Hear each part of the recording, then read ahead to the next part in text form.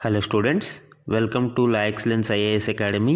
ఈరోజు మనం డిసెంబర్ 23 నాటి ఈనాడు న్యూస్ పేపర్లోని ఇంపార్టెంట్ కరెంట్ అఫైర్స్ గురించి డిస్కస్ చేద్దామండి. ఈరోజు important topics to be covered మనం అబ్జర్వ్ చేస్తే ఫస్ట్ వన్ చూడండి. 2021-23 మధ్య కాలంలో పెరిగిన అటవీ చెట్ల విస్తీర్ణం ఐఎస్ఎఫ్ఆర్ నివేదిక. సో ఇటీవల విడుదలైన ఇండియన్ స్టేట్ ఆఫ్ ఫారెస్ట్ రిపోర్ట్కి సంబంధించి ఇంపార్టెంట్ డేటా ఇందులో ఇవ్వడం జరిగిందండి. ఇది చాలా చాలా చాలా important, very important for exams. ఇది ఎన్విరాన్మెంట్లో మనకి కవర్ అవుతుంది. సెకండ్ వన్, సాంకేతిక మడిలో పంటల సాగు. సో అగ్రికల్చర్లో ఏ విధంగా టెక్నాలజీని ఉపయోగించాలి అనేది మనకి ఇక్కడ లీడ్ ఆర్టికల్ ఇవ్వడం జరిగిందండి. ఇది science and technology, especially agricultural టెక్నాలజీలో ఇంపార్టెంట్ మనకి. అండ్ థర్డ్ వన్, అంతరిక్షంలో పంటల సాగు ఎలా. సో అప్కమింగ్ పిఎస్ఎల్వి C60 లాంచ్కి సంబంధించి అందులో నూతన ప్రయోగం అంతరిక్షంలో పంటల సాగుకి సంబంధించిన ఒక కొత్త ప్రయోగాన్ని చేపట్టనున్నారు. సో దానికి సంబంధించిన డీటెయిల్స్ ఇక్కడే మెన్షన్ చేయడం జరిగింది. ఇది సైన్స్ అండ్ టెక్నాలజీలో మనకి ఇంపార్టెంట్ అండి. అండ్ ఫోర్త్ వన్, దేశీయంగా అభివృద్ధి చౌకగా అందుబాటులోకి. సో లిథియం అయాన్ బ్యాటరీస్కి రీప్లేస్మెంట్గా సోడియం అయాన్ బ్యాటరీస్ని తీసుకురావడము, లిథియం సోడియం బ్యాటరీస్ కోసము ఆల్టర్నేటివ్ టెక్నాలజీస్ గురించి ఇక్కడ మెన్షన్ చేయడం జరుగుతుంది. ఇది సైన్స్ అండ్ టెక్నాలజీలో ఇంపార్టెంట్ అండి. అండ్ ఫిఫ్త్ వన్, మోడీకి కువైట్ అత్యున్నత పురస్కారం. భారత ప్రధాని నరేంద్ర మోడీ గారు కువైట్ పర్యటనలో ఉన్న సందర్భంగా కువైట్ యొక్క అత్యున్నత పురస్కారాన్ని మోడీ గారికి బహుకరించడం జరిగింది. సో ఆ కంటెక్స్లో మనకి ఇది పర్సనల్ న్యూస్ టాపిక్స్లో ఇంపార్టెంట్ అండి. సో ఇవే కాకుండా అదర్ ఇంపార్టెంట్ కరెంట్ అఫైర్స్ గురించి కూడా డిస్కస్ చేద్దాం. ఈరోజు మన ఫస్ట్ ఆర్టికల్ చూడండి. 2021-23 మధ్యకాలంలో 1445 చదరపు కిలోమీటర్లు పెరిగిన అటవీ మరియు చెట్ల విస్తీర్ణం ఐఎస్ఎఫ్ఆర్ నివేదికలో వెల్లడి. సో ఇటీవల విడుదలైన ISFR Indian state of forest report మనకి ఎగ్జామ్స్లో చాలా చాలా ఇంపార్టెంట్. ఎగ్జామ్లో డెఫినెట్లీ క్వశ్చన్ అడిగే అవకాశం ఉంటుంది వీటి మీద. అండ్ దీనికి సంబంధించిన డీటెయిల్స్ ఇప్పుడు చూద్దామండి. ముఖ్యంగా first of all Indian state of forest report అంటే ఏంటి అనేది చూద్దాము. దీనిని ఫారెస్ట్ సర్వే ఆఫ్ ఇండియా వాళ్ళు ప్రతి 2 సంవత్సరాలకి ఒకసారి, బైఎనియల్ ప్రతి 2 సంవత్సరాలకి ఒకసారి రిలీజ్ చేస్తారు. దీనిని 1987 నుంచి రిలీజ్ చేస్తున్నారు. ఈ ఫారెస్ట్ సర్వే ఆఫ్ ఇండియా అనేది ministry of environment, forest and climate change మంత్రిత్వ శాఖ ఆధ్వర్యంలో ఉంటుంది అండి. రిమోట్ సెన్సింగ్ డేటాని ఉపయోగించి in depth assessment of the forest and tree resources అనేవి ఈ సర్వేలో చేయడం జరుగుతుంది. అండ్ ముఖ్యంగా మనము 2023 ఫారెస్ట్ రిపోర్ట్ అనేది 18th సచ్ రిపోర్ట్, అంటే ఇప్పుడు రీసెంట్గా విడుదలైన రిపోర్ట్ 18వ రిపోర్ట్ అండి మనకి.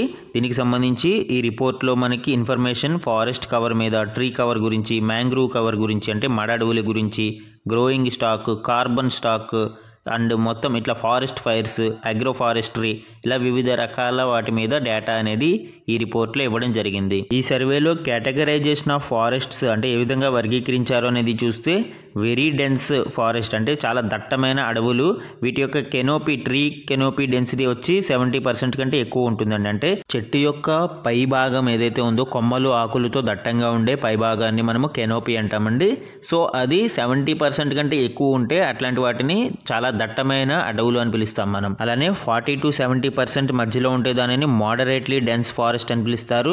అండ్ 10% నుంచి 40% మధ్యలో ఉంటే ఓపెన్ ఫారెస్ట్ అని, 10% కంటే లెస్ దాన్ ఉంటే దానిని స్క్రబ్స్ అని పిలుస్తామండి. అంటే సో ఈ విధంగా మనకి, అంటే స్క్రబ్ అంటే పొదలు, ఈ విధంగా 4 కేటగిరీస్గా మనము ఫారెస్ట్స్ని డివైడ్ చేయవచ్చు. ప్రస్తుతం ఈ 18వ రిపోర్టు యొక్క గణాంకాలను మనం పరిశీలిస్తే భారత్లో 2021 నుంచి మొత్తం అటవీ మరియు చెట్ల విస్తీర్ణం 1445 చదరపు కిలోమీటర్లు పెరిగింది అని, 2023లో భౌగోళిక ప్రాంతంలో ఇది 25.17% ఉందని తాజా నివేదిక వెల్లడించింది. 2021-23 మధ్యకాలంలో పెరిగిన విస్తీర్ణాన్ని పరిగణలోకి తీసుకుని ఇండియా స్టేట్ ఆఫ్ ఫారెస్ట్ రిపోర్ట్ని శనివారం విడుదల చేసింది. ఇందులో దేశంలోని అటవీ చెట్ల విస్తీర్ణంతో పాటు కర్బన ఉద్గారాల తగ్గింపును కూడా ప్రస్తావించింది. 2023 నాటికి అటవీ విస్తీర్ణం 7,15,343 చదరపు కిలోమీటర్లు, చెట్ల విస్తీర్ణం 1289 చదరపు కిలోమీటర్ల పెరిగింది అని నివేదికలో పేర్కొంది. అలానే 2005 స్థాయిలతో పోలిస్తే భారత్ 2.29 బిలియన్ టన్నుల కర్బన ఉద్గారాలను తగ్గించింది అని నివేదిక వెల్లడించింది. అంటే 2.29 బిలియన్ టన్నుల కర్బన ఉద్గారాలు, కార్బన్ ఎమిషన్స్ అనేవి తగ్గించగలిగాము అని ఈ నివేదిక వెల్లడించింది అండి. అండ్ ఇక్కడ చిన్న పాయింట్ మీరు అబ్జర్వ్ చేయాల్సింది ఏంటి అంటే, ఇక్కడ ఇచ్చిన డేటాలో 2023 నాటికి అటవీ విస్తీర్ణం అంటే ఫారెస్ట్ కవర్ మొత్తం ఇచ్చాడండి. 7,15,343 చదరపు కిలోమీటర్లని మొత్తం ఫారెస్ట్ కవర్ గురించి ఇచ్చాడు.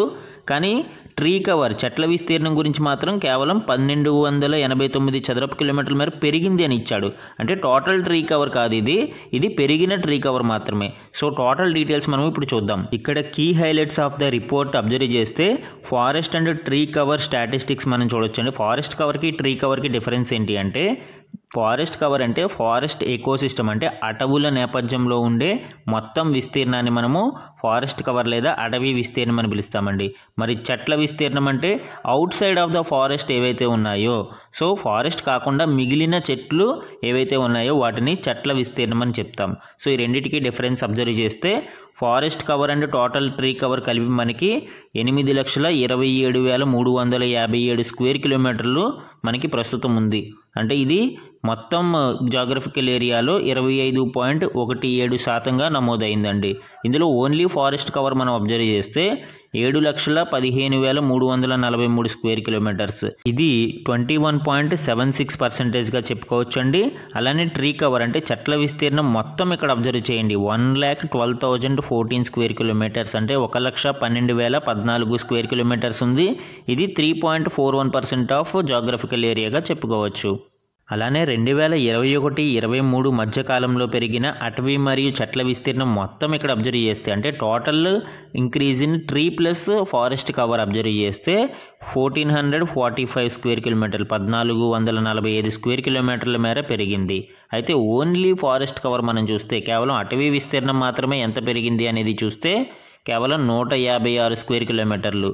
అండ్ ట్రీ కవర్ వచ్చి 1,289 స్క్వేర్ కిలోమీటర్ల మేర పెరిగింది ఇక్కడ. అలానే టాప్ పెర్ఫార్మింగ్ స్టేట్స్ ఇక్కడ అబ్జర్వ్ చేస్తే, అంటే forest and tree cover increase అయిన స్టేట్స్ని మనం చూస్తే ఛత్తీస్గఢ్లో మొత్తం ఫారెస్ట్ అండ్ ట్రీ కవర్ కలిపి 684 స్క్వేర్ కిలోమీటర్ల మేర పెరిగింది. అలానే ఉత్తరప్రదేశ్ అండ్ ఒడిశాలో 559 స్క్వేర్ కిలోమీటర్ల మేర పెరిగింది.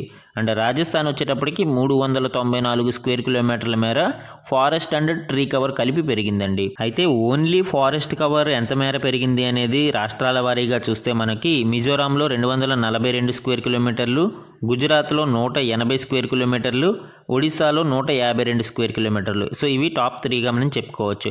అయితే ఇందులో పెరిగిన కొన్ని రాష్ట్రాలలో తగ్గడం వలన యావరేజ్ పెరగడం మనకి 156 స్క్వేర్ కిలోమీటర్లు మాత్రమే పెరిగింది. అలానే అటవీ మరియు చెట్ల విస్తీర్ణం ఎక్కువగా ఉన్న రాష్ట్రాలలో, మొత్తం అటవీ మరియు చెట్ల విస్తీర్ణం ఎక్కువగా ఉన్న రాష్ట్రాలను పరిశీలిస్తే మధ్యప్రదేశ్ 85,724 స్క్వేర్ కిలోమీటర్లతో, అండ్ అరుణాచల్ ప్రదేశ్ 67,083 స్క్వేర్ కిలోమీటర్లతో, అండ్ మహారాష్ట్ర 65,383 స్క్వేర్ కిలోమీటర్లతో టాప్ 3 రాష్ట్రాలుగా ఇక్కడ నిలిచాయండి. అలానే highest forest cover by geographical area మనం అబ్జర్వ్ చేస్తే, అంటే ఒక రాష్ట్రం యొక్క భూభాగంలో ఎక్కువ అటవుల విస్తీర్ణం ఎక్కడ ఉంది అనేది అబ్జర్వ్ చేస్తే లక్షద్వీప్.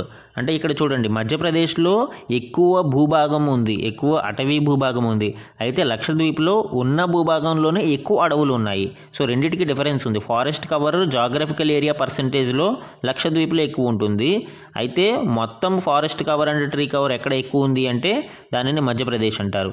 సో లక్షద్వీప్లో తక్కువే ఉండొచ్చు మొత్తం విస్తీర్ణం, కాకుంటే లక్షద్వీప్ భూభాగం చాలా తక్కువ ఉంటుంది కాబట్టి అందులో ఉండే ఫారెస్ట్ కవరు ఉన్న భూభాగంలోనే ఎక్కువగా ఆక్యుపై చేసి ఉంది. కాబట్టి పర్సంటేజ్ వారీగా చూస్తే జాగ్రఫికల్ ల్యాండ్ని కవర్ చేసింది మనకి లక్షద్వీప్లో ఎక్కువ పర్సంటేజ్ కవర్ చేసి ఉంది. అండ్ సెకండ్ స్టేట్ వచ్చి మిజోరాం 85.34%, అండ్ థర్డ్ వన్ వచ్చి అండమాన్ అండ్ నికోబార్ 81.62%గా మనం ఇక్కడ చూడవచ్చండి. అలానే లేటెస్ట్ రిపోర్ట్ ప్రకారం భారతదేశంలో మ్యాంగ్రూవ్ కవర్ అంటే మడ అడవుల విస్తీర్ణం 4,992 స్క్వేర్ కిలోమీటర్లుగా ఉంది. అలానే బ్యాంబూ బేరింగ్ ఏరియా అంటే వెదురు పెరుగుతున్న ఏరియా వచ్చి మొత్తం విస్తీర్ణము మనకి 1,54,670 స్క్వేర్ కిలోమీటర్లు. అండ్ ఈ 2 సంవత్సరాల కాలంలో 5,227 స్క్వేర్ కిలోమీటర్ల మేర ఈ బ్యాంబూ బేరింగ్ ఏరియా అనేది పెరిగింది. అలానే గ్రోయింగ్ స్టాక్ విషయానికి వస్తే మనకి ఇంక్రీజ్డ్ బై 262 మిలియన్ క్యూబిక్ మీటర్లుగా చెప్పుకోవచ్చు. గ్రోయింగ్ స్టాక్ అంటే మనకి volume of trees in a given area. So దీనివల్ల మనకి కలప ఎంత ఉత్పత్తి అవుతుంది అనేది తెలుస్తూ ఉంది. ఇక్కడ చూడండి, పొటెన్షియల్ యాన్యువల్ టింబర్ ప్రొడక్షన్ మనకి అంటే సంవత్సరానికి ఎంత కలపని ఉత్పత్తి చేయగలుగుతాం. ఇప్పుడు 91.51 మిలియన్ క్యూబిక్ మీటర్ల మేర మనము కలపని ఉత్పత్తి చేయగలిగే సామర్థ్యం పెరిగింది. అలానే కార్బన్ స్టాక్ అండ్ సీక్వెస్ట్రేషన్ మనం ఇక్కడ అబ్జర్వ్ చేస్తే, అంటే కార్బన్ స్టాక్ అంటే ఏంటి, ఈ అటవులి వాటిల్లో న్యాచురల్గా పూల్ అయి ఉన్న కార్బన్ అని మనము కార్బన్ స్టాక్ అని పిలుస్తాము. అంటే ఎక్కువ చెట్లు మనము పెంచితే ఎక్కువగా కార్బన్ స్టాక్ని నిల్వ చేయగలుగుతాము. అంటే current carbon stock in forests మనం అబ్జర్వ్ చేస్తే 7,285.5 మిలియన్ టన్నులు ఉందండి. ఈ 2 సంవత్సరాలలో అది 81.5 మిలియన్ టన్నులకు పెరిగింది. అలానే కార్బన్ సింక్ విషయంలో మనం ఇక్కడ అబ్జర్వ్ చేస్తే NDC టార్గెట్స్ మనకి నేషనల్లీ డిటర్మైన్డ్ కంట్రిబ్యూషన్స్ 2030 నాటికి అడిషనల్గా 2.5 to 3 billion turns carbon sync create చేయాలి అని మనం అనుకున్నాము. అయితే 2023కి మనము 2.29 బిలియన్ టన్స్ మనము క్రియేట్ చేయగలిగామండి. సో ప్రస్తుతం మనకి 30.43 billion tons of CO2 equivalent carbon sync అనేది క్రియేట్ అయ్యి ఉంది. మన టార్గెట్ 2030కి 2.5 నుంచి 3, కానీ ఆల్రెడీ మనము 2.29 బిలియన్ టన్స్ మనము అడిషనల్గా క్రియేట్ చేయగలిగాము. అలానే states with significant forest cover మనం అబ్జర్వ్ చేస్తే, ఫారెస్ట్ కవర్ ఎక్కువగా ఉన్న రాష్ట్రాలని మనం చూస్తే 19 రాష్ట్రాలు మరియు కేంద్రపాలిత ప్రాంతాలలో 33% కంటే ఎక్కువ అటవీ విస్తీర్ణం ఉందండి. జాగ్రఫికల్ ఏరియాలో 33% అటవీ విస్తీర్ణం కంటే ఎక్కువ ఉంది. అలానే 8 రాష్ట్రాలలో ఇంక్లూడింగ్ మిజోరాం, లక్షద్వీప్, అరుణాచల్ ప్రదేశ్ మనకి 75% కంటే ఎక్కువ ఫారెస్ట్ కవర్ కలిగి ఉంది. సో ఈ విధంగా మనకి ఈ డేటా కూడా చూడవచ్చు ఇక్కడ. అయితే దేశవ్యాప్తంగా మనము అటవీ విస్తీర్ణం కొంతమేర పెరిగినా కానీ ఆంధ్రప్రదేశ్ మరియు తెలంగాణ రాష్ట్రాలలో అటవీ విస్తీర్ణం తరుగుదల అనేది బాధాకరమైన విషయం అండి. ఆ డీటెయిల్స్ ఇక్కడ మనం అబ్జర్వ్ చేద్దాం. తగ్గిన అటవీ విస్తీర్ణం 138.66 చదరపు కిలోమీటర్లు. ఆంధ్రప్రదేశ్ యొక్క తరుగుదల అనేది మనం ఇక్కడ అబ్జర్వ్ చేస్తే దేశంలోనే 2వ స్థానంలో ఉంది. 138.66 చదరపు కిలోమీటర్ల మేర అటవీ విస్తీర్ణం తగ్గింది. ఆంధ్రప్రదేశ్లో 2021 ఏడాదితో పోలిస్తే 2023 నాటికి అటవీ విస్తీర్ణం 138.66 చదరపు కిలోమీటర్లు తగ్గినట్లు భారతదేశ అటవీ నివేదిక 2023 వెల్లడించింది. ఇక్కడ డీటెయిల్స్ మనం చూస్తే ఏపీలో 2021లో 30,223.62 చదరపు కిలోమీటర్ల మేర ఉన్న అటవీ విస్తీర్ణం 2023 నాటికి 30,084.96 చదరపు కిలోమీటర్లకు తగ్గింది. ముఖ్యంగా అత్యధికంగా తగ్గిన రాష్ట్రాలలో మధ్యప్రదేశ్ తర్వాత ఏపీ 2వ స్థానంలో ఉంది. నమోదిత అటవీ ప్రాంతంలో 83.47 చదరపు కిలోమీటర్ల మేర, వెలుపలి ప్రాంతంలో 55.19 చదరపు కిలోమీటర్ల మేర అటవీ విస్తీర్ణం తగ్గింది. అయితే ఇక్కడ ఇంపార్టెంట్ పాయింట్ ఏంటి అంటే ఇదే సమయంలో మనకి మడ అడవుల విస్తీర్ణం 13.01 చదరపు కిలోమీటర్ల మేర పెరిగింది.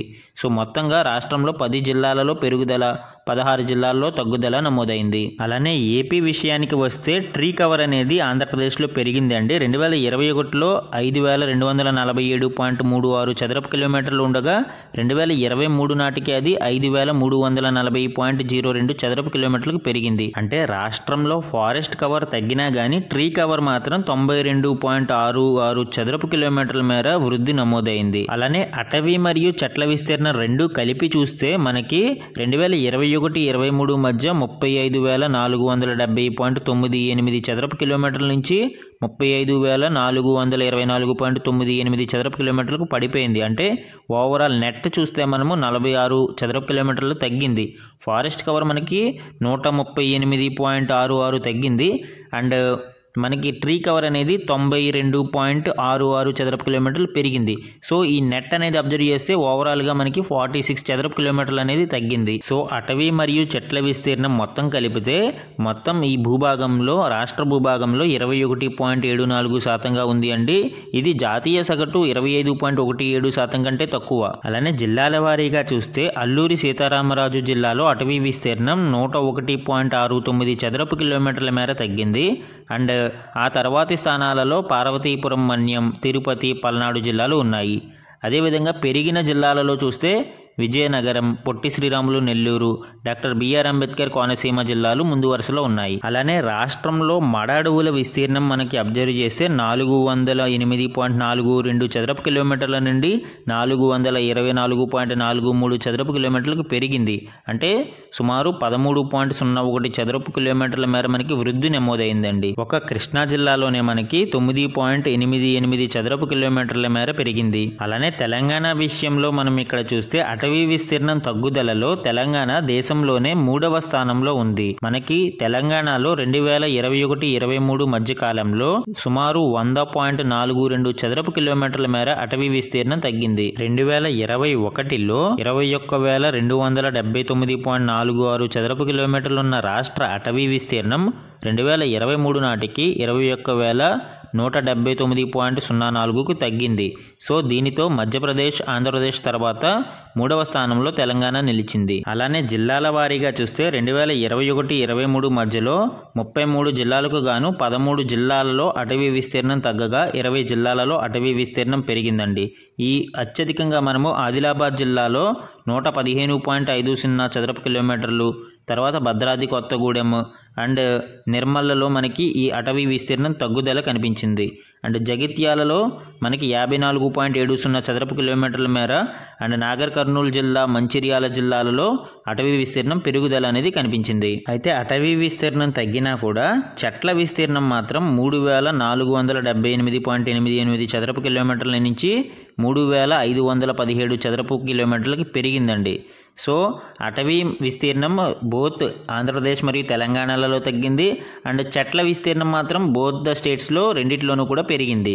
బోత్ అడవులు మరియు చెట్ల విస్తీర్ణం రెండూ కలిపితే తెలంగాణలో 24,758.34 చదరపు కిలోమీటర్ల నుంచి 24,696.70కి తగ్గిందండి. అంటే నెట్ ఇక్కడ అబ్జర్వ్ చేస్తే 61.64 చదరపు కిలోమీటర్ల విస్తీర్ణం తగ్గుదల నమోదైంది. సో ఇది రాష్ట్రం మొత్తం భూభాగంలో వీటి విస్తీర్ణం 22.03% చేరింది.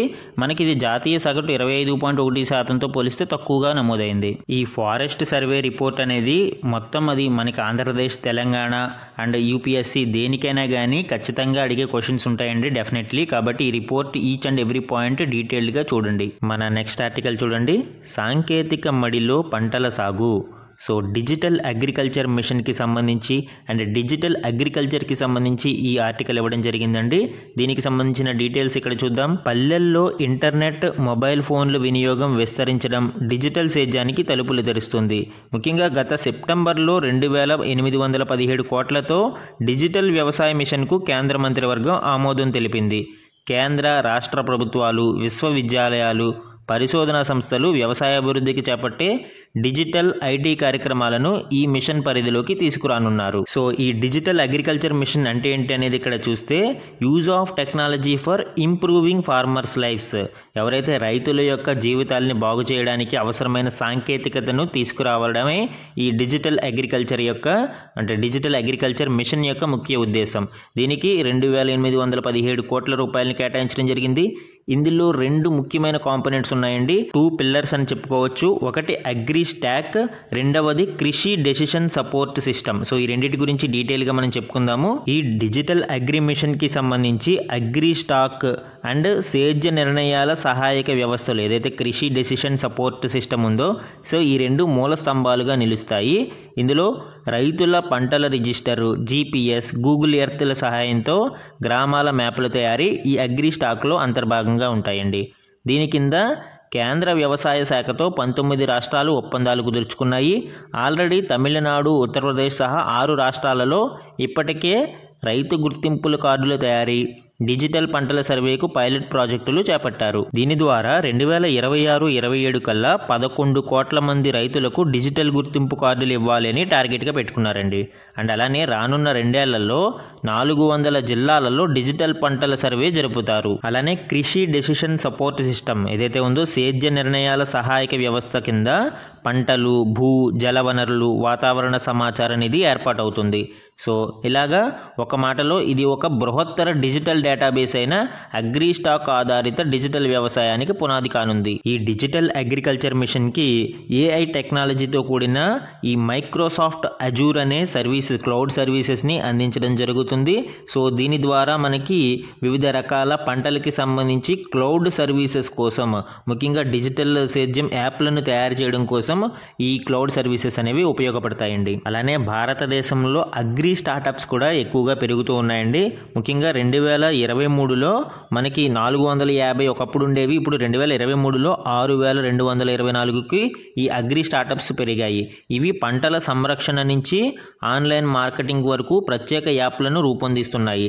సో ఇలాగా రైతులు పంటల గురించి స్టార్టప్లు సేకరిస్తున్న సమాచారం అంతా ఈ మైక్రోసాఫ్ట్ క్లౌడ్లో నిక్షిప్తమవుతుంది. సో ఈ సమాచారాన్ని మనము కృత్రిమ మేధస్సుతో జోడించి డిజిటల్ సేద్య యాప్లను తయారు చేయడానికి ఉపయోగిస్తారు. యాక్చువల్గా ఈ అగ్రి స్టాక్ కోసం మైక్రోసాఫ్ట్తో 2021లోనే భారత ప్రభుత్వం ఒప్పందం కుదుర్చుకోవడం జరిగింది. అండ్ దీనితో పాటు మనకి ప్రపంచవ్యాప్తంగా వివిధ రకాల కంపెనీలు, ముఖ్యంగా బేయర్ కంపెనీ అనేది అతిపెద్ద విత్తన మరియు క్రిమినాశక మందుల తయారీ కంపెనీ. సో ఇది కూడా మనకి డిజిటల్ అగ్రికల్చర్స్కి సంబంధించిన ఈ ఇన్ఫ్రాస్ట్రక్చర్ డెవలప్మెంట్ కోసం కృషి చేస్తూ ఉందండి. అండ్ ఈ బేయర్ కంపెనీ మరియు మైక్రోసాఫ్ట్ అజూర్ ఒప్పందం కుదుర్చుకోవడం జరిగింది వ్యవసాయ రంగంలో సాంకేతికతను, ముఖ్యంగా డిజిటల్ సేద్యాన్ని ప్రోత్సహించడం కోసం కృషి చేయడానికి. అండ్ అలానే అమెరికాలో అతిపెద్ద వ్యవసాయ సేవలు ఆహార సంస్థ అయిన కార్గిల్ భారత్లో డిజిటల్ సాతి అనే కొత్త మొబైల్ AI యాప్ను 2021లోనే వెలువరించింది. మైక్రోసాఫ్ట్ క్లౌడ్ సాయంతో పనిచేసే ఆ యాప్ రైతులకు ఏ పంటలు వేయాలి, ఏ ఎరువులు, క్రిమినాశనులు, యంత్ర పరికరాలు వాడాలి, మార్కెటింగ్ ఎలా చేయాలి అనే అంశాలపై సలహాలు ఇస్తూ ఉంటుంది. సో ఈ విధంగా మనకి ఈ డిజిటల్ అగ్రికల్చర్ యాప్లు అనేవి రైతులకు ఎంతో సహాయపడుతూ ఉన్నాయి. ముఖ్యంగా 2023లో భారత వ్యవసాయ పరిశోధన మండలి ICARతో అమెజాన్ క్లౌడ్ సర్వీసెస్ కూడా ఒప్పందం కుదుర్చుకోవడం జరిగిందండి ICARతో. సో ఈ ఒప్పందం కింద రైతులకు పంటలు వేయడం దగ్గర నుంచి ఉత్పత్తులను విక్రయించడం వరకు డిజిటల్ సాయం అందించనున్నది. అండ్ రీసెంట్గా వ్యవసాయ ఉపగ్రహ సమాచారము, డ్రోన్ల వినియోగానికి వీలు కల్పించే Kisan Suvidha, so very important app అండి మనకి ఇది, కిసాన్ సువిధ యాప్ను కేంద్రం విడుదల చేసింది. సో ఈ విధంగా ఆధునిక సాంకేతికతలను వ్యవసాయ రంగంలో ప్రవేశపెట్టడం ద్వారా మనము ఇంప్రూవింగ్ ఫార్మర్స్ లైఫ్స్ని కోసం కేంద్ర రాష్ట్ర ప్రభుత్వాలు మరియు వివిధ రకాల అగ్రికల్చర్ సంస్థలు కృషి చేస్తున్నాయి. డిసెంబర్ 23 నేషనల్ ఫార్మర్స్ డే అంటే జాతీయ రైతు దినోత్సవం సందర్భంగా ఈ ఆర్టికల్ ఇవ్వడం జరిగిందండి. రైతుల జీవితాలలో వెలుగులు నింపడానికి డిజిటల్ అవసరం ఎంతైనా ఉంది కాబట్టి ఆ డిజిటలైజేషన్ ఆఫ్ అగ్రికల్చర్ అనేది మనకి ఫ్యూచర్ కాన్సెప్ట్గా డెవలప్ చేయాల్సిన అవసరం ఉంది. ఇక్కడ చూడండి, ఈ డిజిటల్ అగ్రికల్చర్ మిషన్కి సంబంధించిన 2 పిల్లర్స్ అగ్రి స్టాక్ అండ్ కృషి డెసిషన్ సపోర్ట్ సిస్టమ్ అని చెప్పాము. దానికి సంబంధించి చూడండి ఏమేమి ఉంటాయి. అగ్రి స్టాక్లో ఫార్మర్స్ రిజిస్ట్రీ ఉంటుంది, జియో రెఫరెన్స్డ్ విలేజ్ మ్యాప్స్ ఉంటాయి, అంటే గ్రామాలకి సంబంధించిన విలేజ్ మ్యాప్స్ ఉంటాయి, క్రాప్ జోన్ రిజిస్ట్రీ ఉంటుంది, అంటే ఏ పంటలు రైతులు పండిస్తున్నారు అనే డీటెయిల్స్ కూడా ఈ అగ్రి స్టాక్లో ఉంటాయండి. సో ఈ సమాచారాన్ని ఉపయోగించి వివిధ రకాల డిజిటల్ యాప్లు రైతుల సంరక్షణ కోసం, వాళ్ళ పంటల కోసం తయారు చేయడానికి అవకాశం ఏర్పడుతుంది. అలానే కృషి డెసిషన్ సపోర్ట్ సిస్టంలో మనకి డ్రాట్, ఫ్లడ్ మానిటరింగ్ కావచ్చు, అంటే వరదలు వాటిని అండ్ ఏవైనా విపత్తులు లాంటివి మానిటర్ చేసుకోవచ్చు. And geospatial data and weather data, అంటే వాతావరణ సూచనలు అవన్నీ కూడా దీంట్లో లభిస్తూ ఉంటాయి. గ్రౌండ్ వాటర్ అవైలబిలిటీ డేటా, అంటే భూగర్భ జలాలకి సంబంధించిన డేటా కూడా ఈ కృషి డెసిషన్ సపోర్ట్ సిస్టంలో ఉంటుంది. And modelling for crop yield and insurance, దానికి సంబంధించి ఇన్సూరెన్స్ సపోర్ట్ కూడా దీని ద్వారా మనం పొందగలిగే అవకాశం ఉంటుందండి. సో ఈ విధంగా డిజిటల్ అగ్రికల్చర్ మిషన్ అనేది రైతుల యొక్క ఫార్మ్ ప్రొడక్టివిటీ, పంటల ఉత్పత్తిని పెంచడంతో పాటు రైతుల యొక్క లైఫ్స్ని చేంజ్ చేయడం కోసం డిజైన్ చేసి తయారు చేయబడుతుంది. మన నెక్స్ట్ ఆర్టికల్ చూడండి, అంతరిక్షంలో పంటల సాగు ఎలా పరీక్షించనున్న ఇస్రో. సో ఇస్రో అంతరిక్షంలో పంటల సాగుని పరీక్షించడం కోసం ప్రయోగాన్ని నిర్వహిస్తూ ఉందండి. ఈ నెల 30న ప్రయోగించే PSLV C60 ర్యాకెట్ ద్వారా ఈ వినూత్న ఉపకరణాలను భారత అంతరిక్ష పరిశోధన సంస్థ రోదసిలోకి పంపనుంది. అంతరిక్షంలో విత్తనం మొలకెత్తే విధానాన్ని పరీక్షించడము, రోదసిలోని వ్యర్థాలను ఒడిసిపట్టే రోబోటిక్ హస్తము, హరిత చోదక వ్యవస్థ పరీక్షలు వంటివి ఇందులో ఉన్నాయి. సో నాట్ ఓన్లీ పేలోడ్స్ని మనము పంపించడంతో పాటు ఈ అదర్ ప్రయోగాలు కూడా చేయడానికి ఇస్రో సిద్ధమవుతుందండి.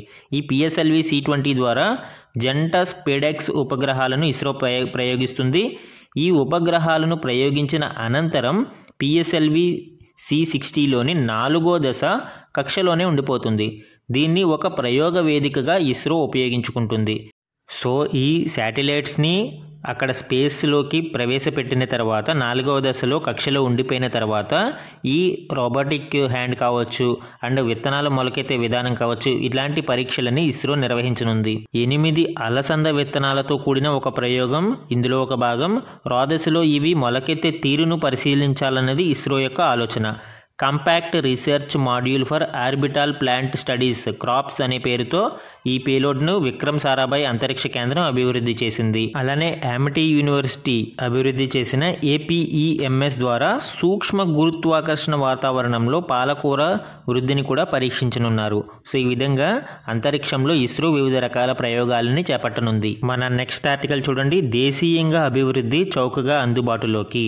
సో ఎలక్ట్రానిక్ వెహికల్స్ వాడకం పెరుగుతూ ఉండడంతో లిథియం అయాన్ బ్యాటరీస్ యొక్క డిమాండ్ పెరుగుతూ ఉంది. అయితే మనకి లిథియం అనేది ఎక్కువగా దిగుమతి చేసుకోవాల్సి వస్తుంది కాబట్టి దానికి ఆల్టర్నేటివ్ కోసం ఇక్కడ పరిశోధనలు జరుగుతున్నాయండి. దాని గురించి ఇక్కడ మెన్షన్ చేయడం జరిగింది. లిథియం బ్యాటరీలకు ప్రత్యామ్నాయంపై ARCI గురి. సో సోడియం అయాన్ బ్యాటరీ తయారీల రూపకల్పనలో పురోగతి, లిథియం సల్ఫర్ జీవితకాలం పెంపుపై కూడా దృష్టి సారించడం జరిగింది. సో ఈ విధంగా లిథియం అయాన్కి సంబంధించిన ఆల్టర్నేటివ్స్ మీద పరిశోధనలు జరుగుతూ ఉన్నాయి. ఇక్కడ చూడండి, విద్యుత్ శక్తిని నిల్వ చేసుకునేందుకు సోడియం అయాన్ బ్యాటరీ రూపకల్పనలో క్యాథోడ్ మెటీరియల్స్గా, అంటే క్యాథోడ్ యానోడ్ మెటీరియల్స్ ఉంటాయి మనకి. సో ఈ క్యాథోడ్ మెటీరియల్గా సోడియం వనేడియం ఫాస్ఫేట్ను ఉపయోగించి ARCI పరిశోధనలను వేగవంతం చేస్తుందండి. ఈ ARCI అంటే international advanced research centre for powder metallurgy and new materials. So ఈ సంస్థ సోడియం అయాన్ బ్యాటరీల తయారీ మీద కృషి చేస్తూ ఉంది. లిథియం అయితే మనము దిగుమతి చేసుకోవాల్సిన అవసరం ఉంటుంది, కానీ సోడియంను మనము సముద్రపు నీటి నుంచి ఉత్పత్తి చేయవచ్చు. లిథియం అయాన్తో పోలిస్తే చౌక ధరలో తయారు చేయవచ్చు. అంటే ఇక్కడ ఒక డ్రాబ్యాక్ ఏంటంటే శక్తి నిల్వ ఇందులో తక్కువగా ఉంటుంది. అంటే మనకి ఎక్కువ బ్యాటరీ కెపాసిటీ అనేది ఉండదు. కాబట్టి ఒకవేళ మనము దీనిని డెవలప్ చేసినా కూడా ద్విచక్ర వాహనాలపై రోజుకు 70 నుంచి 80 కిలోమీటర్లకు మించి తిరగని వాటి మీద దీనిని ఉపయోగించుకోవడానికి అవకాశం ఏర్పడుతుంది. అలానే ఎక్కువ నిల్వ సామర్థ్యం కోసం లిథియం సల్ఫర్తో కూడా ఒక ప్రత్యామ్నాయాన్ని తయారు చేయడానికి ఈ సంస్థ కృషి చేస్తుందండి. అధిక శక్తి సాంద్రత, నిర్దిష్ట సామర్థ్యం కారణంగా వీటిని ప్రత్యామ్నాయాలుగా చెప్తున్నారు. అయితే ఇందులో కూడా ఒక డ్రాబ్యాక్ ఉంది. దీనిని తక్కువ సార్లు మాత్రమే రీఛార్జ్ చేసుకోగలరు. కొన్ని రీఛార్జీల తర్వాత ఈ బ్యాటరీ డెడ్ అయిపోతుంది. అంటే మ్యాక్సిమం మనము 500 సైకిల్స్ వరకు మాత్రమే రీఛార్జ్ చేసుకోగలవండి. తర్వాత ఈ బ్యాటరీ డెడ్ అయిపోతుంది ప్రస్తుతం ఉన్న టెక్నాలజీలో. దీనిని 2000 నుంచి 3000 వరకు పెంచడం ద్వారా దీని యొక్క సామర్థ్యాన్ని మరింత పెంచడానికి కృషి చేస్తున్నారు. భవిష్యత్తులో దీనిని 5000 సైకిల్స్ వరకు తీసుకెళ్లాలనేది లక్ష్యంగా పెట్టుకున్నారు. మన నెక్స్ట్ ఆర్టికల్ చూడండి. మోదీకి కువైట్ అత్యున్నత పౌర పురస్కారం. సో భారత ప్రధాని నరేంద్ర మోదీకి కువైట్ ప్రభుత్వం తమ దేశ అత్యున్నత పౌర పురస్కారమైన the order of Mubarak the గ్రేట్ను ప్రదానం చేసింది. కువైట్ రాజు Sheikh Meshal Al Ahmad Al Jaber Al Sabah దీనిని అందజేశారు. గతంలో ఈ పురస్కారాన్ని అమెరికా మాజీ అధ్యక్షులు బిల్ క్లింటన్, జార్జ్ బుష్, అలానే బ్రిటన్ రాజు చార్లెస్ వంటి తదితరులు అందుకున్నారు. వివిధ దేశాల నుంచి మోదీకి ఇప్పటి వరకు 20 అంతర్జాతీయ పౌర పురస్కారాలు లభించాయండి. అలానే సమ్ ఇంపార్టెంట్ వన్ లైనర్స్ని మనం ఇక్కడ అబ్జర్వ్ చేస్తే, జమిలీ ఎన్నికల కోసం కేంద్ర ప్రభుత్వం లోక్సభలో ప్రవేశపెట్టిన 129వ రాజ్యాంగ సవరణ బిల్లును అధ్యయనం చేయడం కోసం సంయుక్త పార్లమెంటరీ కమిటీకి రాజస్థాన్ ఎంపీ PP చౌదరి నేతృత్వం వహించనున్నారు. అండ్ దీనికి సంబంధించిన రిపోర్టును 2025 బడ్జెట్ సమావేశాల చివరి వారం తొలి రోజు JPC పార్లమెంటుకు సమర్పించాలని గడువు విధించారు. అండ్ నెక్స్ట్ వన్, భారత నౌకాదళానికి 2024 డిసెంబర్ 20న స్టెల్త్ ఫ్రిగేట్ మరియు స్టెల్త్ డిస్ట్రాయర్ యుద్ధ నౌకలు అందాయి. ముంబైలోని మజ్గావ్డాక్ షిప్ బిల్డర్స్ లిమిటెడ్ వీటిని నిర్మించింది. స్టెల్త్ ఫ్రిగేట్కు INS నీలగిరి అని, డిస్ట్రాయర్కు INS సూరత్ అని పేరు పెట్టారు. సో నీలగిరిని ప్రాజెక్టు 17A కింద, సూరత్ను ప్రాజెక్టు 15B కింద నిర్మించారు. ఈ ప్రాజెక్ట్ 17A కింద మొత్తం 7 ఇలాంటి స్టెల్త్ ఫ్రిగేట్స్ని నిర్మించడానికి ఒప్పందం కుదిరిందండి. అలానే ప్రాజెక్ట్ 15B కింద 4 స్టెల్త్ డిస్ట్రాయర్లని రూపొందించడానికి కూడా ఒప్పందం కుదరడం జరిగింది. సో యాక్చువల్గా ఈ Surat INS Surat stealth destroyer అనేది 4th డిస్ట్రాయర్. ఆల్రెడీ 3 కమిషన్ చేయడం జరిగింది, ఇది 4వది. నెక్స్ట్ వన్ చూడండి. మలేరియా కేసులు, ఆ వ్యాధితో ముడిపడ్డ మరణాలను తగ్గించడంలో భారత్ గణనీయ పురోగతి సాధించిందని WHO మలేరియా నివేదిక 2024 పేర్కొంది. ఈ వ్యాధి ఎక్కువగా కనిపించే రాష్ట్రాలలో కేసును బాగా తగ్గించగలగడంతో మలేరియా అధికంగా ఉండే high burden to high impact group నుంచి భారత్ ఈ ఏడాది బయటపడినట్లు నివేదిక వెల్లడించింది. మనకి డేటా ప్రకారం సుమారు 69% డిసీజ్ బర్డెన్ని తగ్గించగలిగాము 2017 నుంచి 2023 మధ్యలో. అండ్ ప్రస్తుతం కేవలం 20 లక్షల మనకి ఈ కేసెస్ మాత్రమే నమోదయ్యాయి. అలానే MSPకి సంబంధించి కేంద్ర ప్రభుత్వం 2025 సంవత్సరానికి కొబ్బరి కనీస మద్దతు ధరను పెంచింది. మిల్లింగ్ కొబ్బరి ధర క్వింటా 11,582 కాగా బంతి కొబ్బరి ధరను 12,100గా నిర్ణయించింది. ప్రధానమంత్రి నరేంద్ర మోదీ అధ్యక్షతన 2024 డిసెంబర్ 20న జరిగిన మంత్రివర్గ సమావేశం ఇందుకు ఆమోదముద్ర వేసింది. ఇక్కడ మీరు అబ్జర్వ్ చేయవలసింది ఏంటి అంటే ఈ MSP కనీస మద్దతు ధరని ఎవరు ఆమోదిస్తారు అంటే సెంట్రల్ గవర్నమెంట్ ఆమోదిస్తుంది. ఎవరి రికమెండేషన్స్తో? CACP commission on agricultural costs and prices అంటే వ్యవసాయ ఖర్చులు మరియు ధరల కమిషన్ యొక్క రికమెండేషన్స్ ఆధారంగా ఈ సెంట్రల్ గవర్నమెంట్ MSPని ఆమోదిస్తుంది. ఖరీఫ్ మరియు రబీ సీజన్ ప్రారంభంలో ఈ MSP ధరలను ప్రకటిస్తూ ఉంటారండి. అంటే సీజన్కి బట్టి దీనిని ప్రకటిస్తారు. అయితే భారతదేశంలో ఎన్ని పంటలకు ఈ MSPని ప్రకటిస్తున్నారు, ఎన్ని పంటలు MSP అండర్లోకి వస్తాయి అని కామెంట్ సెక్షన్లో కామెంట్ చేయండి. అలానే some more important current affairs చూస్తే వియత్నాం నూతన అధ్యక్షుడిగా ఎవరు బాధ్యతలు చేపట్టారు? Answer army general Luang Kyung. So ఇటీవల 2024 అక్టోబర్ 21న రాజధాని హనోయిలో జరిగిన జాతీయ అసెంబ్లీ ప్రారంభ సమావేశంలో ఈయన అధ్యక్ష బాధ్యతలను స్వీకరించారు. Next one. షెడ్యూల్డ్ కులాలను 2 గ్రూపులుగా విభజించి దళితులకు సబ్ కోటాలను అమలు చేసిన మొదటి రాష్ట్రంగా ఏది వార్తలలో నిలిచింది? సో SC కేటగిరీని కూడా సబ్ గ్రూపింగ్ చేసిన మొదటి రాష్ట్రం మనకి ఇక్కడ అబ్జర్వ్ చేస్తే హర్యానా. సో హర్యానాలో SC కోటాను 2 గ్రూపుల కింద విభజించి రిజర్వేషన్స్ని కల్పించడం జరిగింది. నెక్స్ట్ వన్ చూడండి. జాతీయ మహిళా కమిషన్ నూతన చైర్పర్సన్గా ఎవరు నియమితులయ్యారు? సో నేషనల్ కమిషన్ ఫర్ ఉమెన్కి 9వ చైర్పర్సన్గా విజయకుమార్ రహత్కర్ ఇటీవల నియమితులయ్యారండి. సో దీనికి సంబంధించిన డీటెయిల్స్ కూడా మనం చూద్దాం. ఈ నేషనల్ కమిషన్ ఫర్ ఉమెన్ అనేది ఒక స్టాట్యూటరీ బాడీ అండి. 1992లో దీనిని ఎస్టాబ్లిష్ చేశారు under the national commission for women act 1990.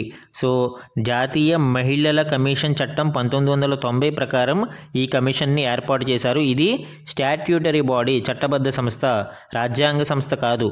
So దీనిని మనకి ఉమెన్స్కి సంబంధించిన సమస్యలను రివ్యూ చేయడం కోసం, వాటి కోసం వాళ్ళ యొక్క హక్కులని కాపాడడం కోసం ఈ కమిషన్ వర్క్ చేస్తుందండి.